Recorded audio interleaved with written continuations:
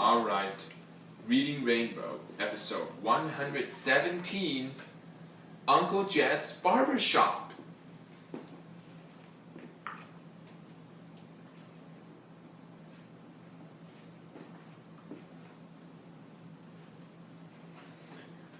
Jedediah Johnson was my granddaddy's brother. Everybody has their favorite relative. Well, Uncle Jedediah was mine.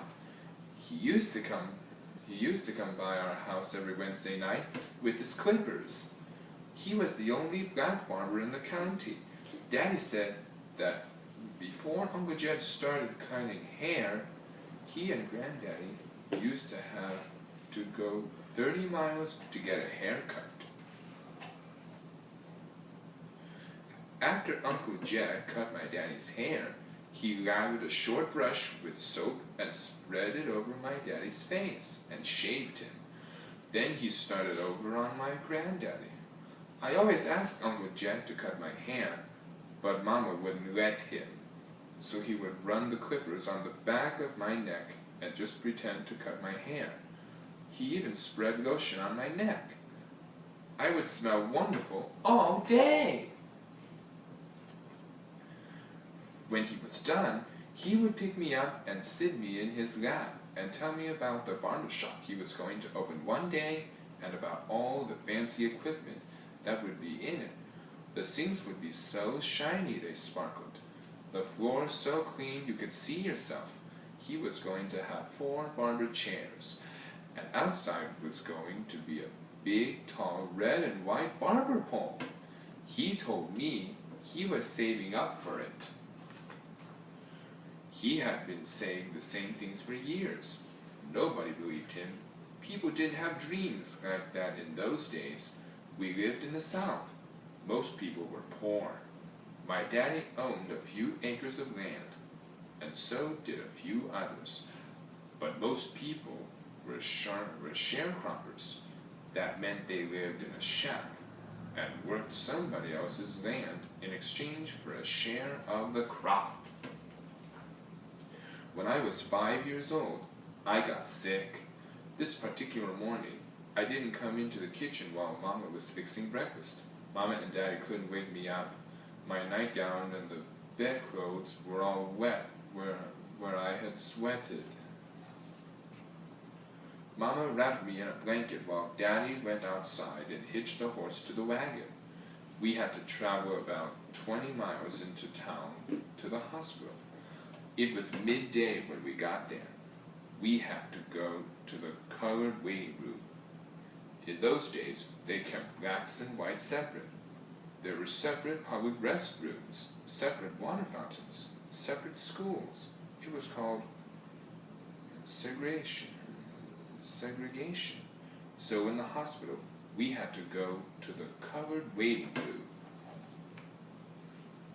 Even though I was unconscious, the doctors wouldn't look at me until they had finished with all the white patients. When the doctors did examine me, they told my daddy that I needed an operation and that it would cost $300.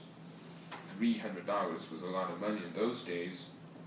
My daddy didn't have that kind of money, and the doctors wouldn't do the operation until they had the money.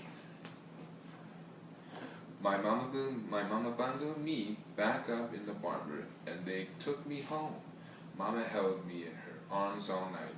She kept me alive until Daddy found Uncle Jed. He found him early the next morning in the next county on his way to cut somebody's hair. Daddy told him about me.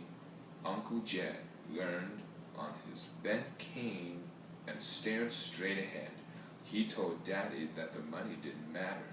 He couldn't let anything happen to his Sarah Jean. Well, I had the operation for a long time after that. Uncle Jed came by the house every day to see how I was doing. I know that $300 delayed him from opening the barber shop. Uncle Jed came awfully close to opening his shop for a few years after my operation. He had saved enough money to buy the land and build the building, but he still needed money for the equipment. Anyway, Uncle Jed had come by the house. We had finished supper when there was a knock on the door. It was Mr. Ernest Walters, a friend of Uncle Jed's. He had come by to tell Uncle Jed about the bank failing. That was where Mr. Walters and Uncle Jed had their money. Uncle Jed had over $300 in the bank, and it was gone. Uncle Jed just stood there a long time before he said anything. Then he told Mr. Walters that even though he was disappointed, he would just have to start all over again. Talk about some hard times. That was the beginning of the Great Depression. Nobody had much money. But Uncle Jed kept going around to his customers cutting their hair. Even though they couldn't pay him, his customers shared with him whatever they had: a hot meal, fresh eggs, vegetables from the garden. And when they were able to pay again, they did. And Uncle Jed started saving all over again. Old Uncle Jed finally got his barber shop. He opened it on his 79th birthday. It had everything, just like he said it would. Big comfortable chairs, 4 cutting stations, you name it. The floors were so clean, they sparkled. On opening day, people came from all over the county. They were all Uncle Jed's customers. He had walked to see them for so many years. That day, they all came to him. I believe he cut hair all night, and all the next day, and the next night, and the day after that. That man was so glad to have that shop, he didn't need any sleep. Of course, I was there too. I wouldn't have missed it for the world. When I sat in one of the big barber chairs, Uncle Jed patted the back of my neck with lotion like he always did. Then he twirled me round and round in the barber chair. Uncle Jed died not long after that, and I think he died a happy man. You see, he made his dream come true even when nobody else believed in it. He taught me to dream too.